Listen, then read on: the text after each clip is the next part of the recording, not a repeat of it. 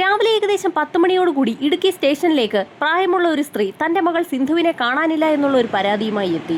തങ്കമണി എന്ന സ്ഥലത്ത് താമസിക്കുകയായിരുന്ന സിന്ധു ഭർത്താവുമായി പിണങ്ങി ഏകദേശം 6 വർഷങ്ങൾക്ക് മുൻപ് തന്റെ ഇളയ മകനുമായി പണിക്കൻകുടി എന്ന സ്ഥലത്ത് വന്ന് താമസമാക്കിയിരിക്കുകയായിരുന്നു. സിന്ധു മകനും താമസിച്ചുകൊണ്ടിരുന്ന വീടിന്റെ തൊട്ടയൽപക്കത്ത് തന്നെയായിരുന്നു ബിനോയ് എന്നൊരു ചെറുപ്പക്കാരനും താമസിച്ചു വന്നത്. ക്രമേണ അവർ തമ്മിൽ അടുപ്പത്തിലാവുകയും സിന്ധു ബിനോയ്ക്കൊപ്പം താമസം ആരംഭിക്കുകയും ചെയ്തു. ബിനോയ്ക്കൊപ്പം മകനുമൊത്ത് താമസിച്ചുകൊണ്ടിരിക്കുന്ന സിന്ധുവിനെയാണ് ഇപ്പോൾ കാണാതെയായിരിക്കുന്നത്. സിന്ധുവിനെ കാണാതെയായി ഒരാഴ്ച പിന്നിട്ട സമയത്താണ് അമ്മ പരാതിയുമായി സ്റ്റേഷനിലെത്തിയിരിക്കുന്നത്. അതിൽ സംശയം തോന്നിയ പോലീസ് സംഘം അക്കാര്യത്തെക്കുറിച്ച് ആ സ്ത്രീയോട് തിരക്കിയപ്പോഴായിരുന്നു മറ്റു ചില കാര്യങ്ങൾ ആ സ്ത്രീ പറയുന്നത്. സിന്ധുവിന്റെ ആദ്യ ഭർത്താവ് ചികിത്സയുമായി ബന്ധപ്പെട്ട് കോട്ടയം മെഡിക്കൽ കോളേജ് ആശുപത്രിയിലായിരുന്നു. ഇടയ്ക്കിടയ്ക്ക് അയാളെ കാണാൻ പോകുന്ന പതിവും സിന്ധുവിനുണ്ട്.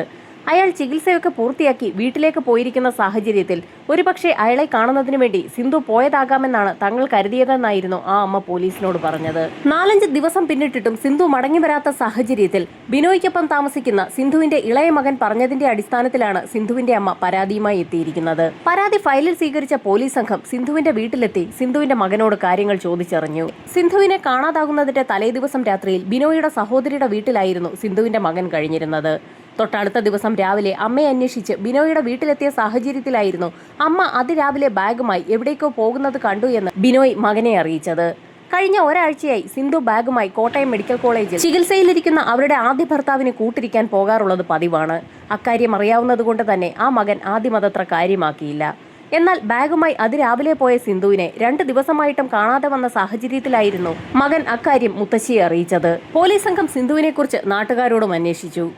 നാട്ടുകാർ പറഞ്ഞ വിവരങ്ങളുടെ അടിസ്ഥാനത്തിൽ സിന്ധുവിന്റെ ആദ്യ ഭർത്താവിന്റെ അടുത്ത് സിന്ധു എത്തിയിട്ടുണ്ടോ എന്ന് പോലീസ് സംഘം അന്വേഷണം നടത്തിയെങ്കിലും കോട്ടയത്തേക്ക് സിന്ധു എത്തിയിട്ടില്ല എന്നുള്ള വിവരമാണ് പോലീസിന് ലഭിച്ചത്. വീട്ടിൽ നിന്നും ബാഗുമായി സിന്ധു പുറപ്പെട്ടിട്ടുണ്ട്, എന്നാൽ കോട്ടയത്ത് എത്തിയിട്ടുമില്ല. ഇതിനിടയിലുള്ള സ്ഥലത്ത് വെച്ച് എവിടെ വെച്ചോ സിന്ധുവിന് എന്തോ അപകടം സംഭവിച്ചിട്ടുണ്ടായിരിക്കാമെന്ന് പോലീസ് വിലയിരുത്തി. അതിരാവിലെ തന്നെ ജോലിക്ക് പോയ ബിനോയ് തിരികെ വീട്ടിലേക്കെത്തുന്ന സാഹചര്യത്തിൽ സ്റ്റേഷനിൽ വന്ന് റിപ്പോർട്ട് ചെയ്യാൻ പറയണമെന്നുള്ള നിർദ്ദേശം നാട്ടുകാർക്ക് കൊടുത്തതിന് ശേഷമാണ് പോലീസ് സംഘം അവിടെ നിന്നും മടങ്ങിയത്. ജോലിയുമായി ബന്ധപ്പെട്ട് ചിലപ്പോഴൊക്കെ ഇടുക്കിയിൽ നിന്നും തമിഴ്നാട്ടിലേക്ക് ബിനോയ് പോകാറുണ്ട്. അതുകൊണ്ട് തന്നെ അയാളുടെ ഫോണിലേക്ക് ഇടയ്ക്കിടയ്ക്ക് വിളിച്ചു നോക്കണമെന്ന് ബന്ധുക്കളെ അറിയിച്ച ശേഷമാണ് പോലീസ് മടങ്ങിയത്. വൈകുന്നേരമായപ്പോഴേക്കും ജോലികളൊക്കെ പൂർത്തിയാക്കി ബിനോയ് തിരികെ വീട്ടിലേക്ക് എത്തി. ബന്ധുക്കൾ പറഞ്ഞതിന്റെ അടിസ്ഥാനത്തിൽ സ്റ്റേഷനിൽ പോയി ബിനോയ് റിപ്പോർട്ട് ചെയ്യുകയും ചെയ്തു. ബിനോയിയെ പോലീസ് സംഘം വിശദമായി തന്നെ ചോദ്യം ചെയ്തു. ബന്ധുക്കൾ പറഞ്ഞ അതേ മൊഴി തന്നെയാണ് ബിനോയും പോലീസ് സ്റ്റേഷനിൽ ആവർത്തിച്ചത്. രാവിലെ ബാഗുമായി കോട്ടയം മെഡിക്കൽ കോളേജിലേക്ക് പോയ സിന്ധുവിനെയാണ് ഇപ്പോൾ കാണാതെയായിരിക്കുന്നത്. സിന്ധുവിന്റെ ഭർത്താവ് കഴിഞ്ഞ ഏതാനും നാളുകളായി ഹോസ്പിറ്റലിൽ അഡ്മിറ്റ് ആയതുകൊണ്ട് തന്നെ സിന്ധു ഇടയ്ക്കിടയ്ക്ക് കോട്ടയത്തേക്ക് പോകുന്നത് പതിവാണ്. ചിലപ്പോഴൊക്കെ 2-3 ദിവസം കഴിഞ്ഞാണ് മടങ്ങി വരാറുള്ളത്. അതുകൊണ്ട് തന്നെ സിന്ധു തിരികെ വരാത്ത സാഹചര്യത്തിൽ ആദ്യഘട്ടത്തിലൊന്നും തനിക്ക് സംശയം തോന്നാതിരുന്നത് കൊണ്ടാണ് താൻ പോലീസ് സ്റ്റേഷനിൽ അറിയിക്കാതെ ഇരുന്നതെന്നും ബിനോയ് പോലീസിന് മൊഴി നൽകി. സിന്ധുവിനെ കുറിച്ച് എന്തെങ്കിലും വിവരങ്ങൾ ലഭിക്കുകയാണെങ്കിൽ പോലീസ് സ്റ്റേഷനിൽ അറിയിക്കണമെന്ന് പറഞ്ഞുകൊണ്ട് ബിനോയിയെ സ്റ്റേഷനിൽ നിന്നും വിട്ടയച്ചു. പോലീസ് സംഘം അന്വേഷണം ഊർജിതമാക്കിയെങ്കിൽ പോലും സിന്ധുവിനെക്കുറിച്ച് യാതൊരു വിവരവും ലഭിച്ചില്ല.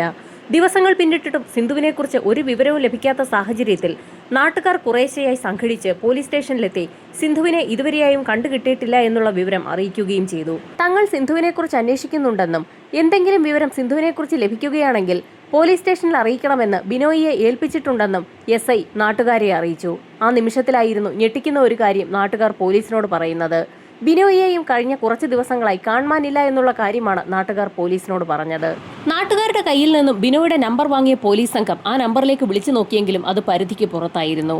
തമിഴ്നാട്ടിലേക്ക് ബിനോയ് ഇടയ്ക്കൊക്കെ പോകാറുള്ളത് പതിവാണ്. അതുകൊണ്ട് തന്നെ ആ സമയത്തൊക്കെ റേഞ്ച് കിട്ടുന്നതും കുറവാണ്. അതറിയാവുന്ന പോലീസുകാർ ബിനോയിയുടെ നമ്പർ സൈബർ സെല്ലിന് കൈമാറി. ബിനോയിയെക്കുറിച്ചും അന്വേഷിക്കാമെന്ന് പോലീസ് സംഘം പറഞ്ഞെങ്കിലും ഒരാഴ്ച പിന്നിട്ടിട്ടും ബിനോയിയെക്കുറിച്ചോ സിന്ധുവിനെക്കുറിച്ചോ ഒരു വിവരവും വീട്ടുകാർക്കോ ബന്ധുക്കൾക്കോ ലഭിച്ചില്ല. ഇതിനിടയിൽ സിന്ധുവിന്റെ വീട്ടുകാർ വീണ്ടും പോലീസ് സ്റ്റേഷനിലെത്തി പരാതി നൽകുകയും ചെയ്തു. പോലീസ് സ്റ്റേഷനിൽ റിപ്പോർട്ട് ചെയ്യുന്നതിനായി ബിനോയ് എത്തിയതാണ്. അതിനുശേഷമാണ് അയാളെ കാണാതെയായിരിക്കുന്നത്. പലപ്പോഴും അയാൾ റേഞ്ചിന് പുറത്താണെങ്കിൽ പോലും ഇടയ്ക്കൊക്കെ വിളിച്ചാൽ കിട്ടാറുള്ളതാണ്. എന്നാൽ ഇപ്പോൾ അയാളുടെ ഫോണിലേക്ക് വിളിച്ചിട്ട് കിട്ടുന്നതുമില്ല. ഇതിനിടയിലായിരുന്നു സൈബർ സെല്ലിന്റെ ഭാഗത്തു നിന്നും ഒരു നിർണായക വിവരം പോലീസിനെ തേടിയെത്തുന്നത്. ചില ടവറുകളിലൊക്കെ ബിനോയുടെ മൊബൈൽ ഫോൺ പെടുന്നുണ്ട്. എന്നാൽ പോലീസ് സംഘം കോൺടാക്ട് ചെയ്യുന്ന സമയത്തൊക്കെ അയാൾ പരിധിക്ക് പുറത്തുമാണ്. തമിഴ്നാടിനകത്തും കേരളത്തിനകത്തുമൊക്കെയുള്ള ചില ടവറുകളുടെ കീഴിലാണ് ബിനോയുടെ മൊബൈൽ ഫോൺ പെടുന്നത്. ബിനോയ് നിരന്തരമായി യാത്ര ചെയ്യുകയാണെന്നുള്ളത് അയാളുടെ ലൊക്കേഷൻ വെച്ച് പോലീസിന് മനസ്സിലായി. ഭാര്യയല്ലെങ്കിലും ബിനോയ്ക്കൊപ്പം താമസിക്കുന്ന സിന്ധുവിനെ കാണാതെയായി അയാൾ അക്കാര്യത്തിൽ വലിയ അന്വേഷണമൊന്നും നടത്തുന്നില്ല എന്നുള്ള കാര്യത്തിൽ ബന്ധുക്കൾക്കും പോലീസിനുമൊക്കെ ബിനോയുടെ മേൽ എന്തൊക്കെയോ ചില സംശയങ്ങൾ തോന്നി. അന്വേഷണം എങ്ങും എത്താതെ നിന്ന ഒരു സാഹചര്യത്തിലായിരുന്നു വളരെ പ്രധാനപ്പെട്ട ഒരു കാര്യം സിന്ധുവിന്റെ മകൻ ബന്ധുക്കളോട് പറഞ്ഞത്. സിന്ധുവിനെ കാണാതാകുന്നതിന്റെ തലേ ദിവസം രാത്രിയിൽ തന്നെ വളരെയധികം നിർബന്ധിച്ചായിരുന്നു സഹോദരിയുടെ വീട്ടിലേക്ക് ബിനോയ് പറഞ്ഞയച്ചതെന്ന് ആ മകൻ ബന്ധുക്കളോട് പറഞ്ഞു. ബന്ധുക്കൾ ഉടൻ തന്നെ ആ വിവരം സ്റ്റേഷനിൽ അറിയിക്കുകയും ചെയ്തു. സിന്ധുവിന്റെ മകൻ പറഞ്ഞ കാര്യങ്ങൾ കേട്ട് സംശയം തോന്നിയ പോലീസ് സംഘം ബിനോയിയുടെ വീട്ടിലെത്തി സസൂക്ഷ്മം ഒരു പരിശോധന നടത്തി. വീടിനുള്ളിൽ പരിശോധന നടത്തിയ പോലീസ് സംഘത്തിൽ ചില ആളുകൾ വീടിന് പുറത്തേക്കും പരിശോധന നടത്തി. ആ സമയത്തായിരുന്നു ഒരു പോലീസുകാരന്റെ കണ്ണിൽ ഒരു കാഴ്ചപ്പെടുന്നത്. ബിനോയിയുടെ വീടിന്റെ പിൻഭാഗത്ത് കുറച്ച് സ്ഥലത്ത് മണ്ണിളകി കിടപ്പുണ്ട്. ആ കാഴ്ച കണ്ട പോലീസുകാരൻ ആ വിവരം SIയെ അറിയിക്കുകയും SI ഡോഗ് സ്ക്വാഡിനെ സംഭവസ്ഥലത്തേക്ക് എത്തിക്കുകയും ചെയ്തു. വീടിനകത്തും വീടിന് പുറത്തുമൊക്കെ പോലീസ് നായ വിശദമായ തിരച്ചിൽ നടത്തി. ഓരോ ഭാഗവും മണം പിടിച്ചു നോക്കിയ പോലീസ് നായ ദൂരേക്കെങ്ങും പോകാതെ വീടിനകത്തും പുറത്തുമായി തന്നെ ചുറ്റിക്കറങ്ങി നടന്നു. പോലീസ് നായ ദൂരെ എവിടേക്കും ഓടിപ്പോകാത്ത സാഹചര്യത്തിൽ പോലീസുകാർക്കും സംശയം തോന്നി.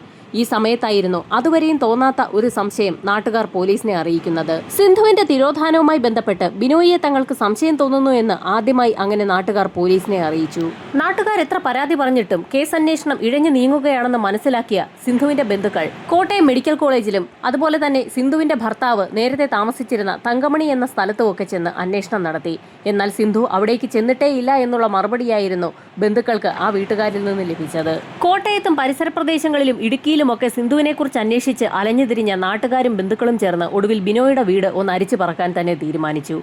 അങ്ങനെ ബിനോയുടെ വീടിന്റെ ഓരോ മുക്കും മൂലയും നാട്ടുകാരും ബന്ധുക്കളും ചേർന്ന് അരിച്ചു പറക്കി വിശദമായ പരിശോധന ആരംഭിച്ചു. ബിനോയുടെ വീടിന്റെ പിൻവശത്ത് മണ്ണിളകി കിടക്കുന്ന കാര്യം നാട്ടുകാർ നേരത്തെ പോലീസിന്റെ ശ്രദ്ധയിൽപ്പെടുത്തിയതാണ്. ആ കുഴി അവിടെ എങ്ങനെയുണ്ടായെന്നുള്ള ചോദ്യത്തിന് ഉത്തരം കിട്ടണമെങ്കിൽ ബിനോയിയെ നേരിട്ട് കാണേണ്ടതുണ്ട്. എന്നാൽ അയാൾ അവിടെ എത്താത്ത സാഹചര്യത്തിൽ വീടിന്റെ പിൻഭാഗത്തുള്ള കുഴി കേന്ദ്രീകരിച്ച് പ്രത്യേകിച്ച് ആരും ഒരു അന്വേഷണവും നടത്തിയില്ല. വീടിനകമൊക്കെ വിശദമായി പരിശോധിച്ചു നോക്കിയ നാട്ടുകാർക്ക് പ്രത്യേകിച്ച് ഒന്നും കിട്ടിയില്ല. പരിശോധന പൂർത്തിയാക്കിയ നാട്ടുകാരും ബന്ധുക്കളും ബിനോയുടെ വീട്ടിൽ നിന്നും പുറത്തിറങ്ങി. ഈ സമയത്തായിരുന്നു സിന്ധുവിന്റെ മകൻ മറ്റൊരു കാര്യം കൂടി ബന്ധുക്കളുടെ ശ്രദ്ധയിൽപ്പെടുത്തിയത്. വീടിന്റെ അടുക്കളയിലുള്ള പുതിയ അടുപ്പ് നേരത്തെ അവിടെ ഉണ്ടായിരുന്നില്ല എന്നാണ് ആ മകൻ നാട്ടുകാരോട് പറഞ്ഞത്. അത് കേട്ട നാട്ടുകാരും ബന്ധുക്കളും അതിവേഗം തന്നെ വീണ്ടും ബിനോയുടെ വീടിനുള്ളിലേക്ക് ഇടിച്ചു കയറി അടുക്കള ഭാഗത്തേക്ക് എത്തി. അടുക്കളയിൽ ഒരു ഭാഗത്ത് മണ്ണിട്ട് പൊക്കി ഉയർത്തി കെട്ടിയതിനു ശേഷം അതിനു മുകളിൽ അടുപ്പ് സ്ഥാപിച്ചിരിക്കുകയാണ്. പുതിയ അടുപ്പിന്റെ ഒരു ഭാഗത്ത് ജാതിപത്രി ഉണക്കാനിട്ടിരിക്കുകയാണ്. പുതിയ അടുപ്പിന്റെ തൊട്ടടുത്ത് തന്നെ പഴയ അടുപ്പുകല്ലുമുണ്ട്. നന്നായി ചാണകമൊക്കെ മെഴുകി ഉയർത്തിക്കെട്ടിയ ഒരു തിട്ടയുടെ മുകളിലാണ് പുതിയ അടുപ്പ് സ്ഥാപിച്ചിരിക്കുന്നത്. സമീപത്തുള്ള അടുപ്പിന്റെ മൺതിട്ടയുടെ അതേ പൊക്കത്തിൽ തന്നെയാണ് പുതിയ അടുപ്പും സ്ഥാപിച്ചിട്ടുള്ളത്.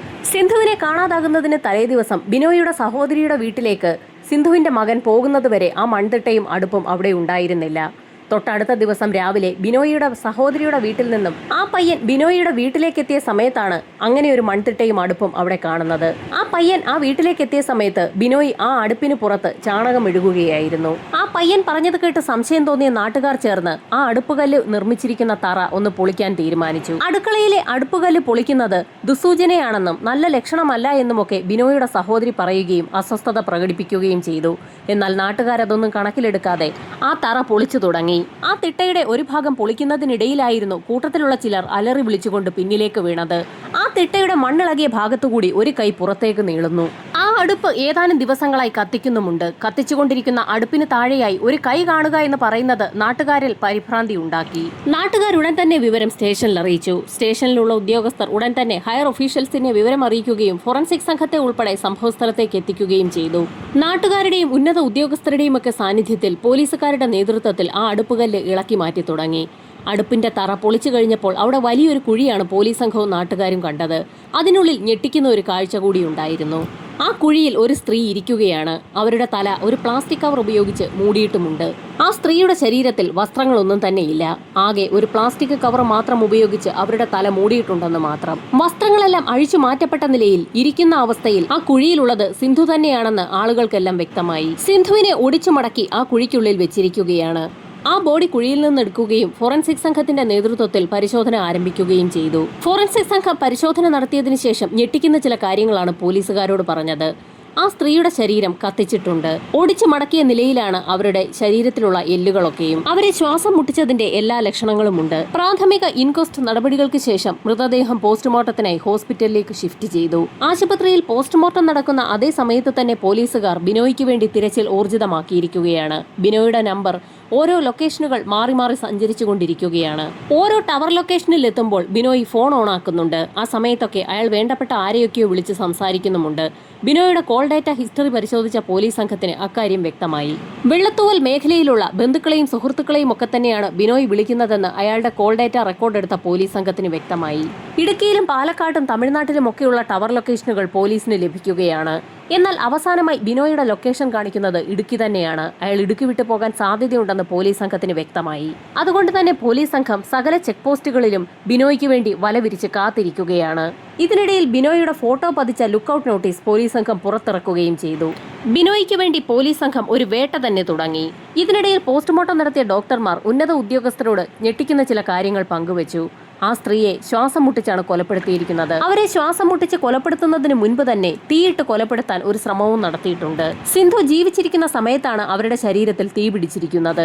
ജീവനോടെ തന്നെ സിന്ധുവിനെ തീ വെച്ച് കൊലപ്പെടുത്താൻ ശ്രമിച്ചിരിക്കുന്നു എന്നുള്ളത് ഞെട്ടിപ്പിക്കുന്ന ഒരു വിവരം തന്നെയാണ്.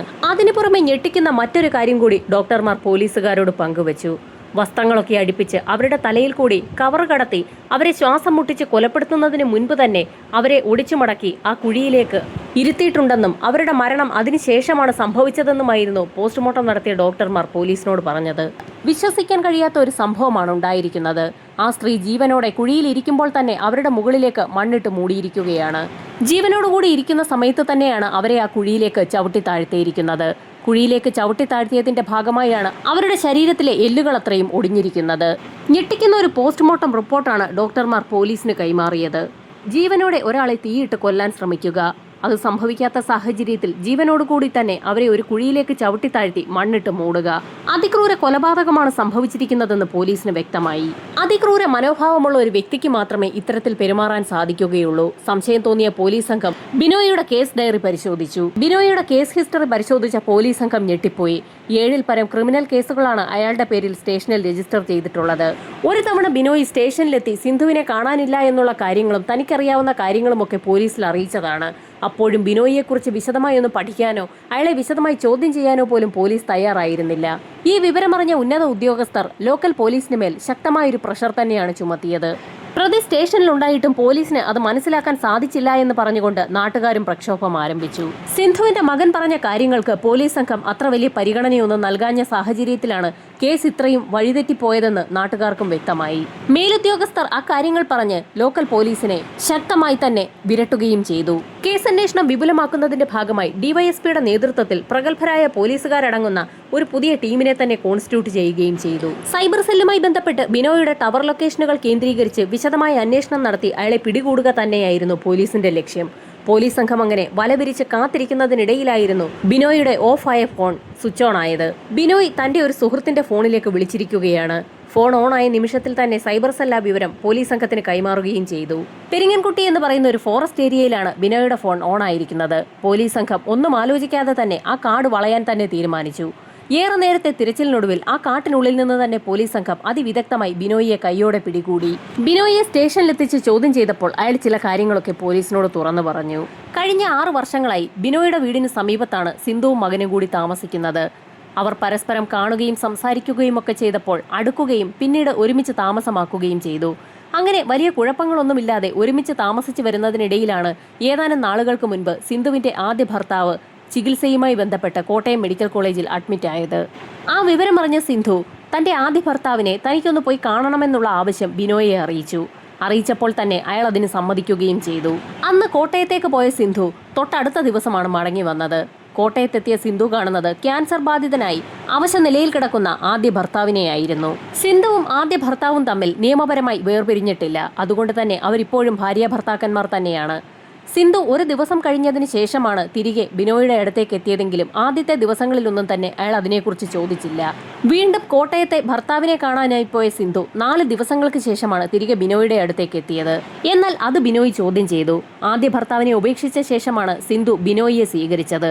അങ്ങനെയുള്ള സാഹചര്യത്തിൽ വീണ്ടും മുൻ ഭർത്താവിന്റെ അടുത്ത് പോയി 3-4 ദിവസം കഴിഞ്ഞ് മടങ്ങി വരുന്നത് അംഗീകരിക്കാൻ ബിനോയ്ക്ക് കഴിയുമായിരുന്നില്ല. അങ്ങനെ സിന്ധുവും ബിനോയും തമ്മിൽ വഴക്കാവുകയും ചെയ്തു. ആ വഴക്ക് നടക്കുന്നതിനിടയിലും സിന്ധു കോട്ടയത്തേക്ക് പോകുന്നത് പതിവായിരുന്നു. അങ്ങനെ പോകുന്ന സിന്ധു 3-4 ദിവസം കഴിഞ്ഞ് തന്നെയാവും മടങ്ങിയെത്താറുള്ളത്. ഈ സംഭവങ്ങളൊക്കെ ആവർത്തിച്ചുകൊണ്ടിരിക്കുന്നതിനിടയിലായിരുന്നു സിന്ധുവിന്റെ ആദ്യ ഭർത്താവ് അസുഖമൊക്കെ ഭേദമായി കോട്ടയം മെഡിക്കൽ കോളേജിൽ നിന്നും ഡിസ്ചാർജായി അവരുടെ പഴയ താമസ സ്ഥലമായ തങ്കമണിയിലേക്ക് പോയി എന്ന് സിന്ധു അറിയുന്നത്. തങ്കമണിയിലേക്ക് പോയ മുൻ ഭർത്താവിനെ അയാളുടെ വീട്ടിലെത്തി പരിചരിക്കണമെന്നുള്ള ഒരു ആഗ്രഹം സിന്ധുവിന് തോന്നി.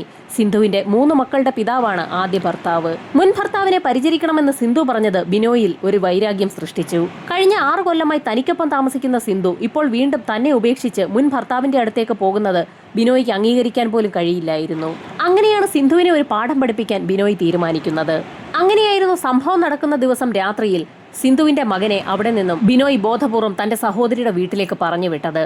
സഹോദരിയുടെ വീട്ടിലേക്ക് മകൻ പോയി എന്ന് ഉറപ്പാക്കിയ ശേഷം ബിനോയ് തന്റെ മനസ്സിലുള്ള കാര്യങ്ങളൊക്കെ സിന്ധുവിനോട് പറഞ്ഞു. ഭർത്താവിനെ ഉപേക്ഷിച്ച് തന്നോടൊപ്പം കൂടിയ സിന്ധു ഒരു കാരണവശാലും ഇനി അയാളുടെ അടുത്തേക്ക് പോകുന്നതിൽ തനിക്ക് താല്പര്യമില്ല എന്നും ഇനി അത് ആവർത്തിക്കരുതെന്നും ബിനോയ് സിന്ധുവിന് താക്കീത് നൽകി.